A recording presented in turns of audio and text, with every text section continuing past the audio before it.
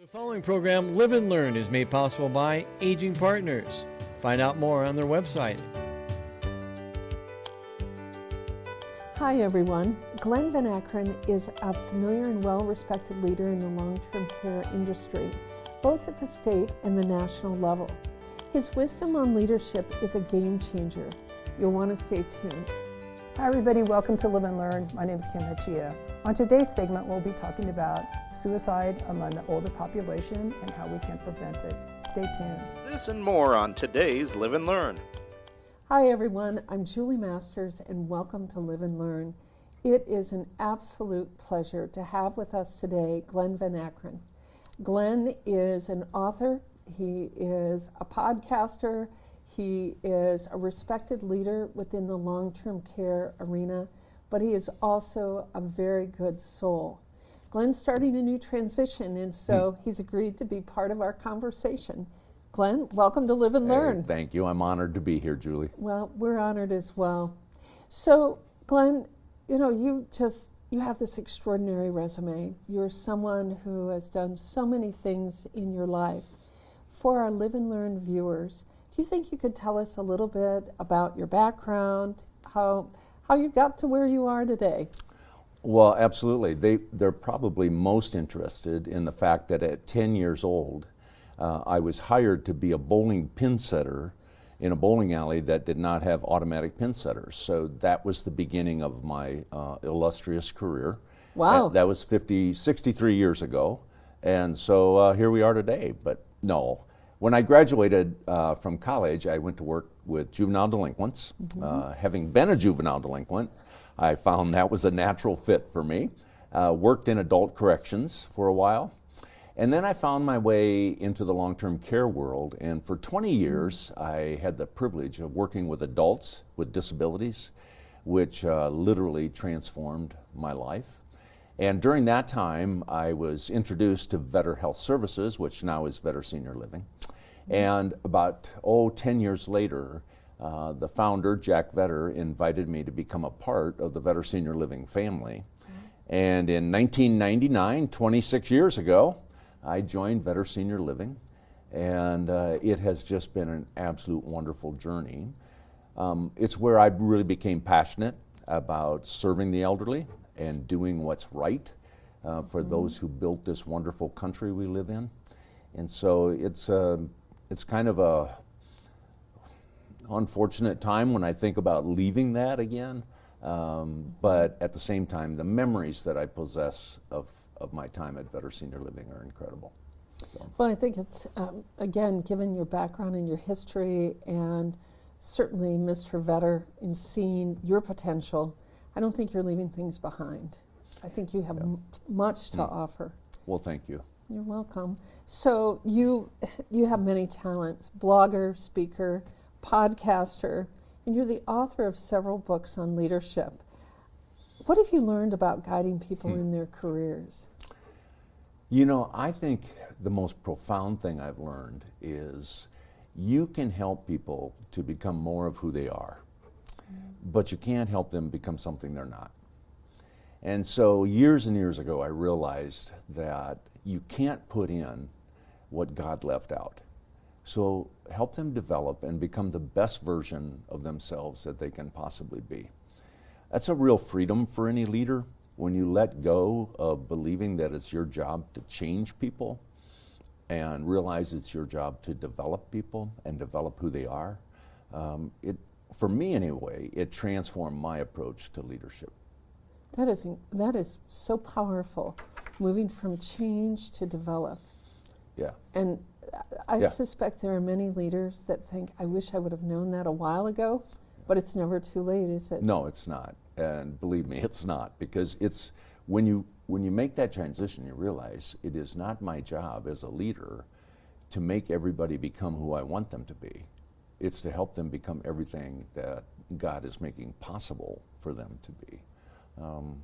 It's a wonderful way, I think, to approach people. That's beautiful. So. It really is.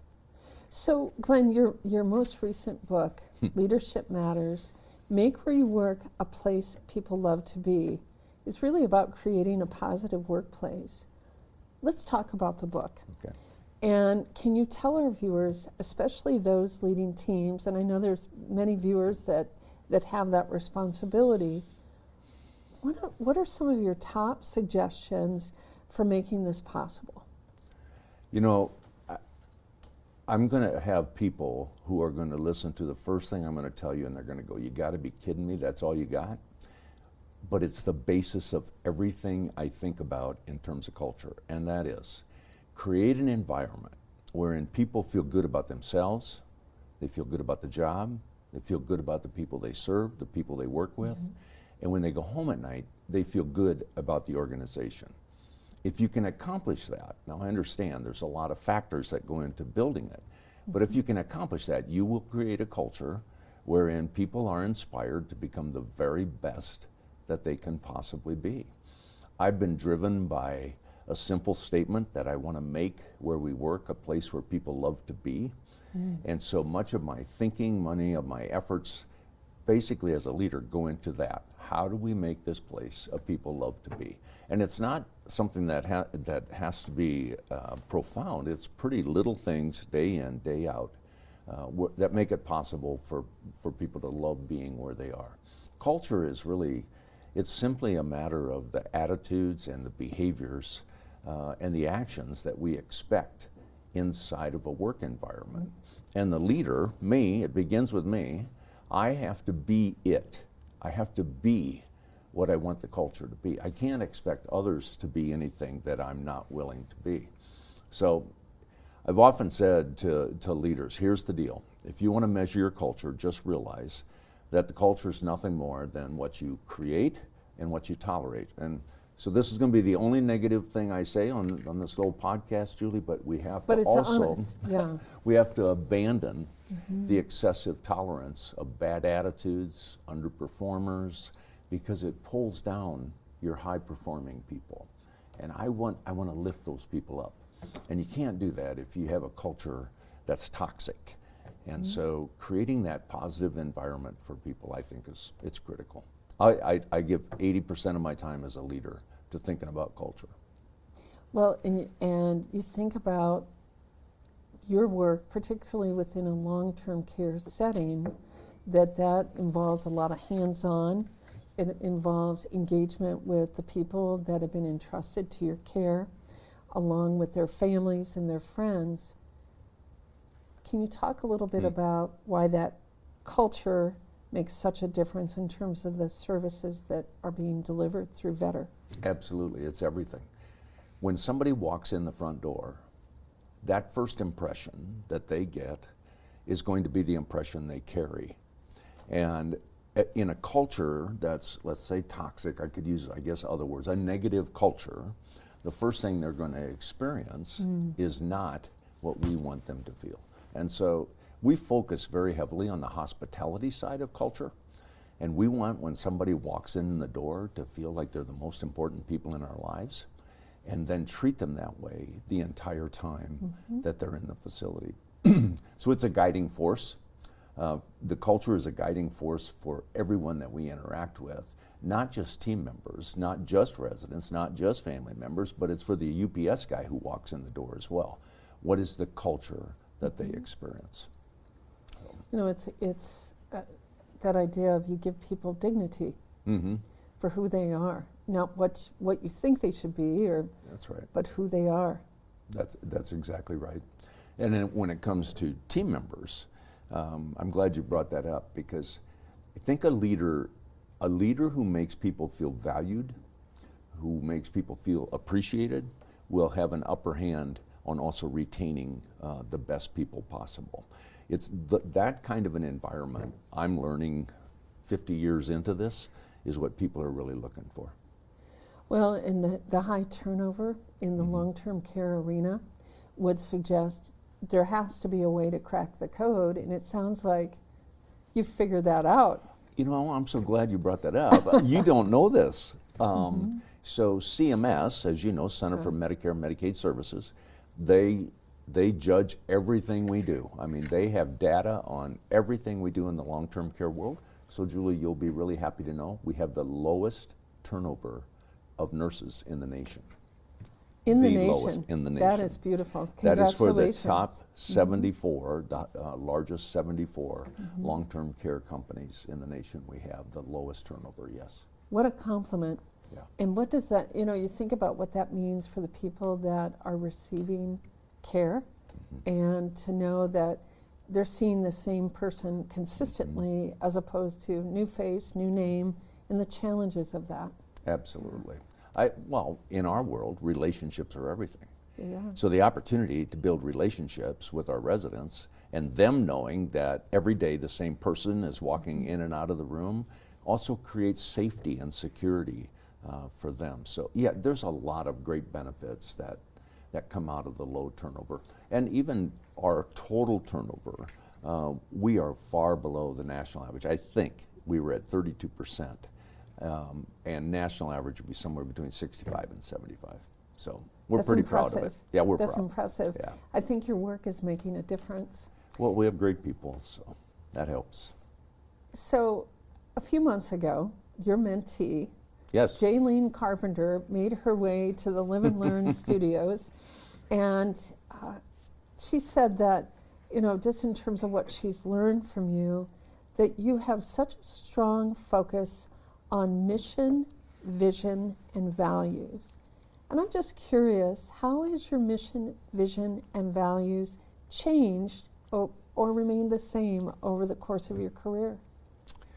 Well, let me address that in two ways. One, from a perspective of Better Senior Living, because that's where I've been for 26 years. Actually, 20 years before that, in an organization that served adults with disabilities.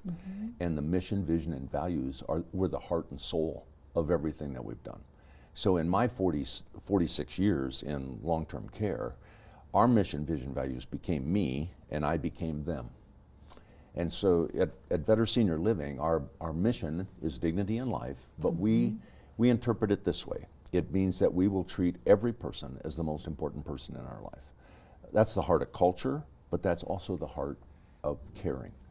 Our values, serving, integrity, teamwork, and excellence, they're not profound, but the way we define them is profound. And they define the behaviors and the attitudes and the actions that we expect of every team member, 4,000 team members inside of our company. And it's very specific. We don't lower the standard. We set a very high standard on those expectations. And then our vision statements, I always say, our vision statements tell us who we're going to be when we grow up. When we finally get to a point where we're the company we want to be, that's where our vision statements will be visible. And many of those are visible. For me personally, actually, I was about 35 years old, and I read the book 7 Habits of Highly Effective People, Dr. Stephen Covey. And he suggested that we should begin with the end in mind. That was his second principle. I'm like, end in mind, what in the world does that mean? And it was all about creating your own personal mission statement. And I took it seriously. And so back in 1990 probably, I created my mission statement, which says I want to positively impact the lives of people. And that basically drives everything I do every day. So that's why it's easy for me to embrace the mission, vision, values of Better Senior Living, because there's a wonderful blend and a wonderful match. You live and breathe it. I don't have a choice. It's who I need to be. Well, you do it It's well. who I need to be. So, Glenn, you have said that culture is a priority for you, and I think Yes. you've touched on that. Can you talk a little bit more about it? What does it mean? Well, I just am more passionate about this than I've ever been, and that is, if we don't get the soft stuff right, if we don't get the people stuff right, we're not going to attain the hard stuff, whether that be results or profits or whatever people are in search of, or be able to sustain it. You might be able to attain it briefly, but it's pretty much impossible. And the reason is, inside of any organization, you have things, you have ideas, and you have people. Things come from ideas, and ideas come from people. And so if I don't get the people stuff right, I can't expect to achieve the level of results that I'm passionate about achieving. And in our organization, we pursued world-class kind of results. Well, it takes some pretty world-class people and a world-class culture to make that happen. And it simply begins by treating every team member, believing in them, and treating them as the most important person in our life, because frankly, every team member we work with really doesn't care what we need until they know we care. And that's just not some flippant statement. I mean, I want to know that Jack cares about me. I want to know that those I work with care about me. And when I know that, I'll give my heart and soul to everything that I do. So that's why culture's become a real namesake. And you know what, 46 years ago, we never talked culture. We didn't talk environment. Nobody even talked about this stuff.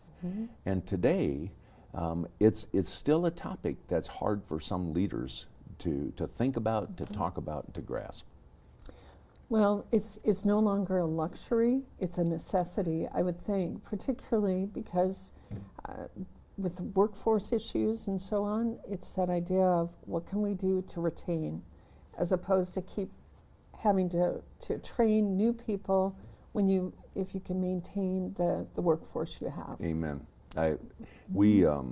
We decided to engage in the best place to work, the great place to work in America about 9 years ago.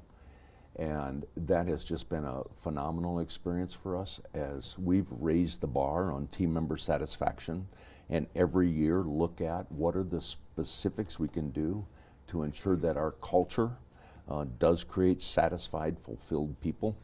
Not only do they want to stay, but they do a much better job of caring for those that have been entrusted to us.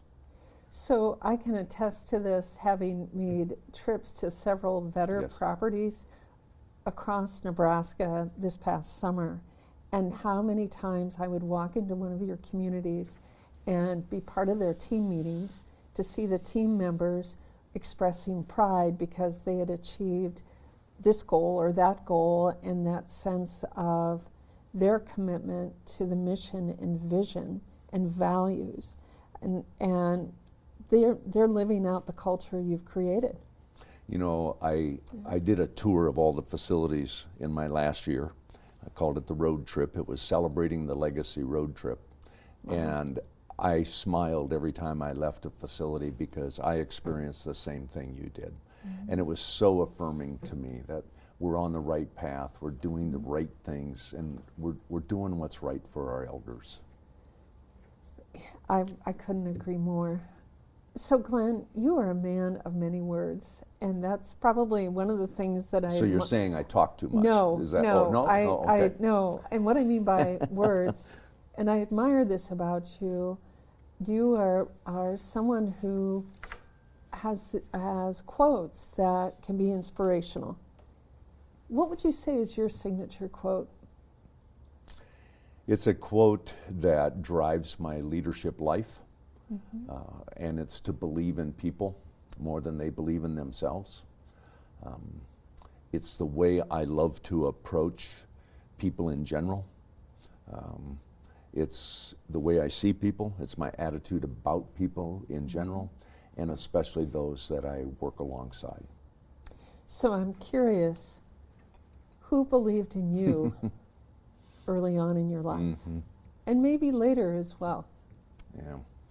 Well, 46 years ago, I was in a car with my supervisor, and I was bemoaning everything I didn't have in terms of skills and talents and abilities, and didn't have what other people had. And he literally pulled the car to the side of the road. I was a new team member, pretty new. Pulled the car to the side of the road, looked at me and said, "Glenn, I didn't hire you for what you can't do. I hired you because of the potential I believe in you." Wow.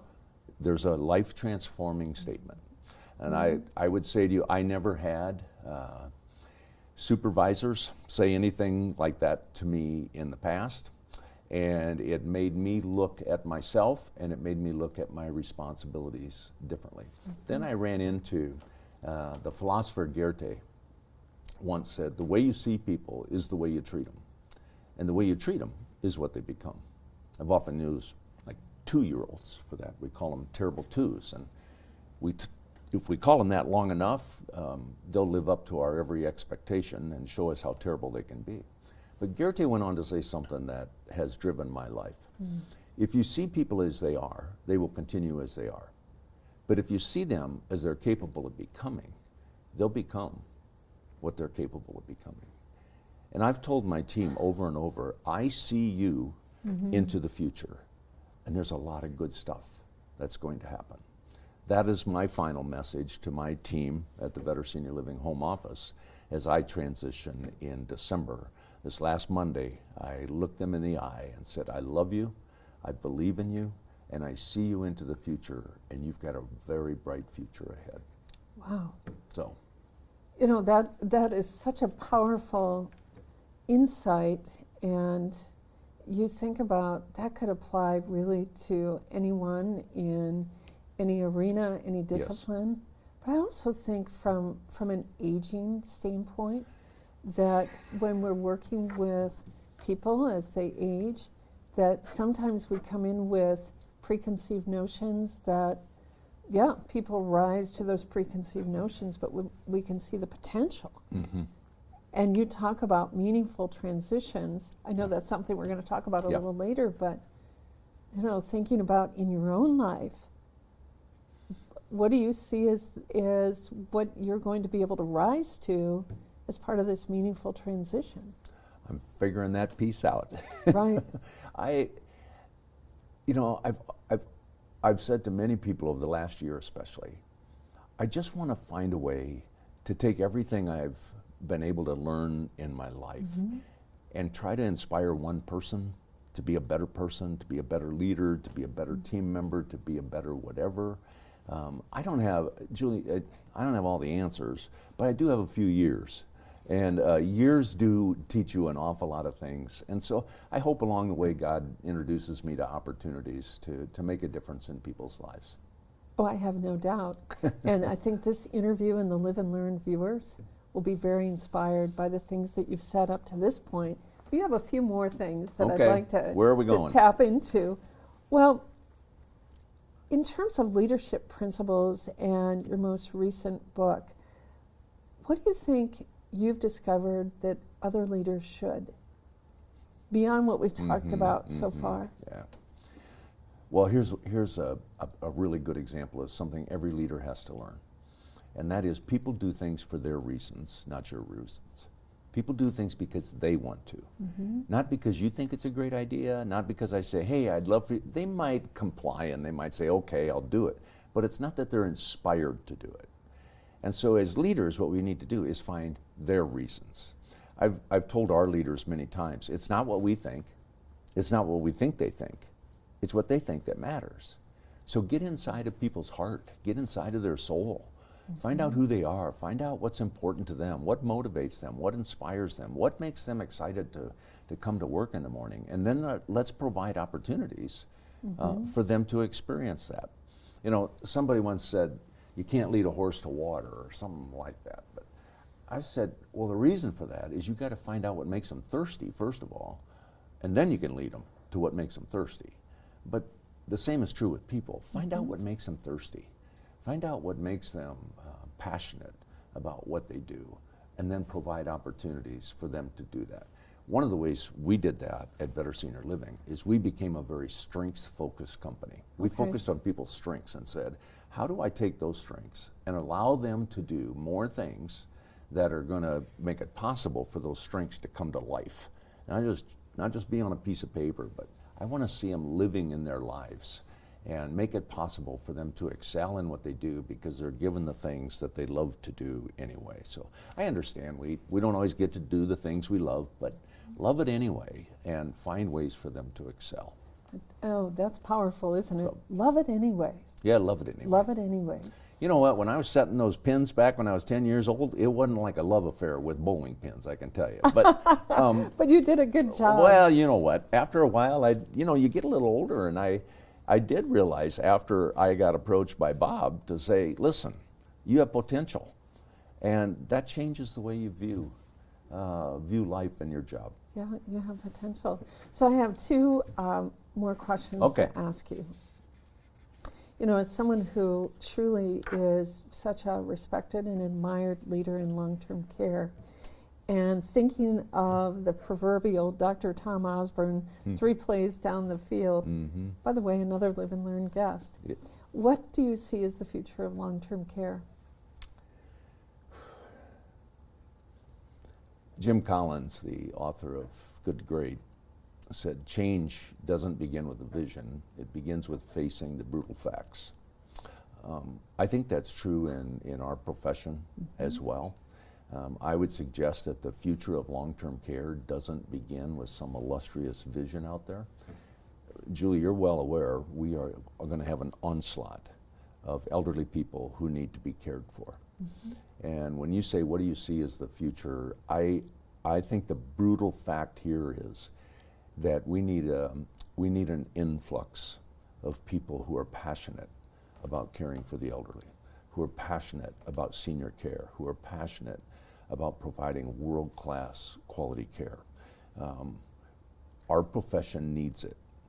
I love the fact that I can retire from Better Senior Living and I can look you in the eye and say, never was there a day that I apologized for the quality of care that we provided, because we're very proud of it, because we set very high expectations.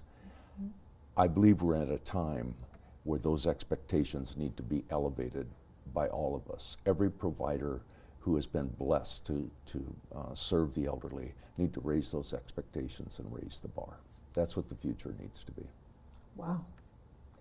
Well, and I think about, and I do want to say thank you to you and Better Senior Living for believing in graduates from our gerontology program who have taken their love and passion for the aging experience and have found careers. So thank you. Very grateful to you. Hey, it's an honor to have people like that. You know, Right. when you know they're passionate about gerontology, they're passionate about seniors, it's a pretty easy match.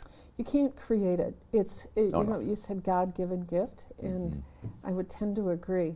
Yeah. Okay, last question, Okay, Glenn. here we I go. know we've got these rapid-fire questions, and everyone is asked this question. Okay, What gives you hope? wow. You know, when I observe the turbulence, let's use that word, inside of our world, Yeah. what gives me hope is reminding myself, God's got this. As human beings, we think we're in control, and it's evident by turning on the TV for 5 minutes we're not. But I do remind myself, God's got this, and that gives me hope. Yeah. And also thinking about your own life. And God's the got nature- this. God's got this. Well, I'll tell you what, Glenn, you just, my heart is bursting with joy that you would take the time to work with me on this interview for our Live and Learn viewers, and your willingness to share your wisdom, not only today, but going forward. We need people like you to make a difference. Thank you. That's much appreciated. I'll be inspired by that come January 1. I hope so. I hope so. Glenn, thank you You're so welcome. very much. And to our viewers, remember, it's never too late to live and learn. So, I'm playing with the dog, and I get this robocall from the Social Security Administration saying my card had been suspended and I had to call them back immediately. And that's when I remembered a tip from the AARP Fraud Watch Network. Random robocall? This is a Social Security scam. Recognize fraud sooner, Robots. so your money lives longer. The younger you are, the more you need AARP. Hi everybody, welcome to Live and Learn. My name's Kim Hachia. You know, every segment I thank the professionals at LNK TV and Aging Partners for producing the show. It is just an absolute privilege to work with people who know what they're doing. It's great. So we're going to talk today about kind of a difficult subject. So I'm offering this warning that we will be discussing suicide, particularly suicide among the older demographic. And so I just want to let people know that if you're thinking about suicide or know somebody, to call this number, 988. This is a little magnet. You can get that and put it on your refrigerator, and it's a helpful little device to help stave off some problems. So my guest today is Connie Bain. She's a friend of mine from the University of Nebraska-Lincoln, and she has, among other things, taught suicide prevention work and strategies with students. But now she's a retiree, so she has sort of shifted her focus to older populations, and I'm really glad that she's here. Thanks so much, Kim. I really appreciate this opportunity. Yeah, thanks. So at a recent seminar you gave to a group at UNL, you talked about suicide among older adults, and research is showing that is the only age cohort in which the rate of suicide is actually increasing. So let's talk a little bit about why is that? Do they know why that's happening? I think they're trying to research and determine what that is. There are a variety of different things that I think is why it's happening. One is it's really hard to find resources specifically for the aging population. Also, there's a lot of stigma among the aging population about talking about mental health and getting help for mental health. It shows that about 20% of the suicides among everybody is 20% are individuals that are 65 and older. That breaks down to about every 90 minutes an elderly person dies by suicide. Some other staggering statistics, 1 in 4 of the aging population that attempt suicide die, compared to 1 in 200 in the younger population that attempt die. And why is that? Probably because the aging population uses more lethal means. They use guns or medication. They also are less likely to recover because of they're struggling with their well-being. Right. That's a staggering statistic for me. It so is. So I guess we've talked. Are there contributing factors that might be? We talked about stigma, but what are some other factors that might be promoting that? Loss of their peers. I remember calling my mom when she was in an assisted living, and every time I would call her, she talked about someone of her friends that had passed away.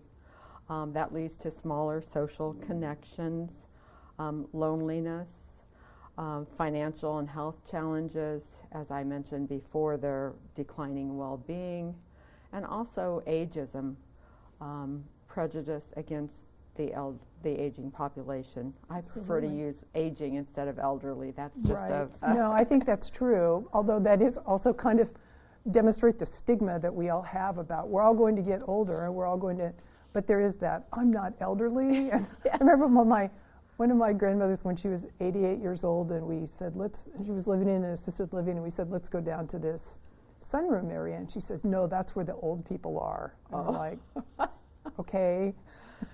I know that feeling, though, especially when I went gray. And right. You do get treated differently. Yes, you absolutely do. And yeah, it's...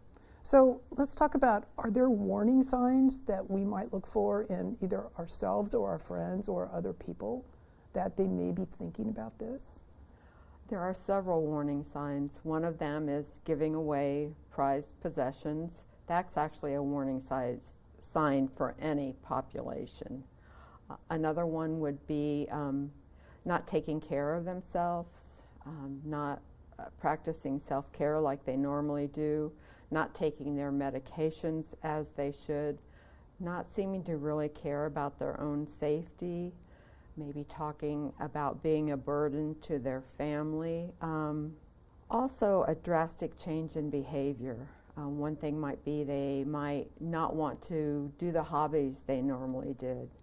And of course, struggling with their mental health.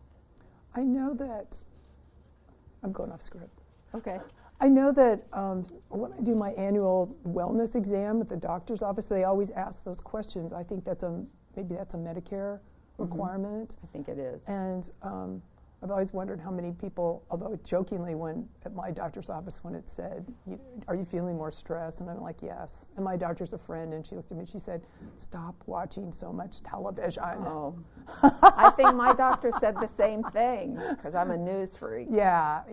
And so, there's things happening around us that are probably causing people to feel kind of hopeless and worried and I think that's where it's really key to keep those connections and find that friend group that you can talk with and pick up the phone and call them anytime when you're really struggling. I know during that seminar that people were offering up suggestions like that. you know, things that people could do to increase their sociability, or I don't know if that's but social factors, things you can do to feel like you're sort of still a contributor. You know, like my thing is I pick up trash when I walk around the neighborhood. I think that's great you do that. You share that in the seminar. But it's just, I don't know, it's some little tiny thing I can do that, you know. That's a big thing. Yeah, sometimes it is. I can't believe some of the stuff I pick up. It makes me crazy. But so we talked about protective factors, but we talked about having pets. What are other things that are protective for people? Mental health treatment, and having mental health treatment readily available, and so individuals know where to get that treatment. And actually Nebraska and Lincoln has many different resources for mental health treatment. The ability to adapt to change is really key in helping prevent suicide. And that's where, again, if you have those connections, they can help you deal with that change. And then, of course, having pets. Yeah, and just, that resilience thing, though. I remember reading a piece that Mary Pfeiffer, I don't know if you're familiar with her, she's an author here in town, and she wrote this amazing book. I think it's called Another Country, but it's about aging. And she wrote it like, it's really a good book, but she did talk about the, you know, lack of resilience, and as you lose your friends and everything, it just becomes harder and harder to bounce back. And so she, I mean, as I remember in the book, she did offer some suggestions for helping do that, but it's, you know, a lot of it is hard. I mean, if you're in that deep ditch of despair, sometimes it's hard to reach out. So there are ways and different activities you can do to help you enhance your resilience. I tend to think that Nebraskans are pretty resilient. I'm thinking of the basketball team last night, actually. Yeah. I mean, we are kind of hardy. I mean, there's two sides to that, though, because we are kind of resilient and, you know, self-determined, but that can also kind of backfire and you become too independent and you don't want to reach out, you know, that stiff upper lip farmer guy that, right, you know. So it's kind of that narrow path that you have to walk between being independent and also really, you know, figuring it out. Because sometimes there are things you just can't do by yourself. That's where prevention campaigns really work, and that's where if we do more prevention among the aging population, I think we can help them build that resilience and build those connections. Well, I think part of that prevention campaign is just letting people know that this is an actual problem. I mean, when you talked about those numbers, those are shocking to me. I had no idea it was like that. I didn't either, and I've done suicide prevention for years. Yeah, but when I think about the campaigns I've seen, they have been pitched towards students or younger, and maybe that's because I worked at the university, so I saw that kind of stuff, but you know, it is pitched at a younger group, and it's maybe there's been too many assumptions that that's, not to say that that's not a critical group to reach, but you know, obviously if you put all your money towards one problem and ignore the other's going to fester. So that's why starting these kind of campaigns is really great. And we're all living longer too, which makes that group of aging population bigger. Right. So we had talked about, so there's action steps. If somebody says, or you suspect, what are some action steps you should take? Well, the first one is to ask directly about suicide and use the word suicide. And I think you may be surprised if someone is thinking about suicide, they may be relieved when you ask them. And it shows that you care and they'll be able to share with you. And then the next action step would be to be there for them. If you can be there for them in person, that's really key.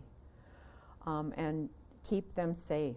You'll want to ask them if they have a plan, if it seems like they have a specific plan, and talk about that.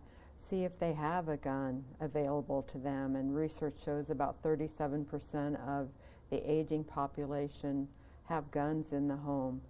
So see what that plan is and get them the help that they need, and then help them connect with others, which is, connection is so, so important for everybody. And then the last step would be to follow up with them after you've had the conversation, after they've gotten help. Make sure you keep that connection and follow up with them. That's a key prevention strategy. Right. So I'm wondering if, groups that are doing things like Meals on Wheels and stuff, if they're being trained to look at, look for clues like that. And now I don't know too much about that kind of a program, but if you're, if somebody who's coming in occasionally should, know what, as a caregiver or just a friend, what should you be looking for? I mean, if suddenly somebody's house starts looking pretty dilapidated, maybe it's time to touch base and say, everything okay? And there are actually online trainings for caregivers and people like those people that deliver Meals on Wheels. Oh, that's interesting. I didn't know that. There's so many resources that are out there. Yeah. Yeah. So what else? What have we not talked about that you want our audience to know about this issue? Probably the resource 988, Yeah. which is an incredible resource. It's a Yeah. crisis line that you can call 24 hours a day, 7 days a week, and talk with someone. And even you, as someone who's caring or is concerned about someone else, can call and be guided through and helped through how to approach that person. And then it's ideal too to get that person to call and talk with somebody. Right. Right. It's an amazing resource. Yeah. They get about 20,000 calls a day. So this is the national hotline, right? It is. Yeah. And wow, that's a lot. That seems like a lot. We have in Nebraska, we have a local center Okay. for 988 too, as probably most states do. Yeah. But it is a national effort. Yeah. Well, I kind of remember when they were getting it going and coming up with the numbers was important, and it Not isn't that long ago. No, and it is an easy number to remember. So, and it says here, text, call, or chat. So you can. they're like right up there with all They the technologies. It's not just the dial-up anymore. So anyway. Correct. Okay. What else? Anything else that we need to? That suicide is preventable, and that everybody can help prevent a suicide. And it's really important that you, if you're concerned about somebody, reach out, really ask them if they're Right. thinking about suicide. Right. I think probably just asking them shows other people that you care, and that somebody cares about them. I think that's a critical thing. And if you So- want to, you can go with, it could be a couple of you that talk with somebody, that a friend that you're concerned about. Yeah. Yeah. Well, thank you. Thank you for We this have- opportunity. Yeah, you're welcome. We're out of time. You and I could talk about this for a while, but I really thank you for coming in and doing this. It's it's cold out, it's nasty out, but we managed. And to I got persevere. lost, And but you I found it. I'm resilient. I knew Thank you were. Yeah. So I'm going to hold this up one more time. Call 988, and I just want to remind our audience it's never too late to live and learn.